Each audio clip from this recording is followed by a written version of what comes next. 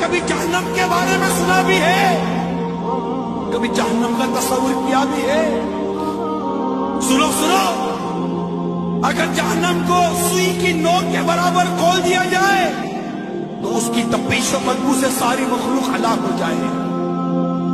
اہل جہنم کا جو مشروب پینے کے لیے دیا جائے گا، اہل جہنم کو جو مشروب پینے کے لیے دیا جائے گا وہ اس قدر خطرناک ہے کہ اگر اس کا ایک ڈول دنیا میں بہا دیا جائے تو دنیا کی تمام کھیتیاں برباد ہو جائیں، نہ اناج اگے نہ پھل۔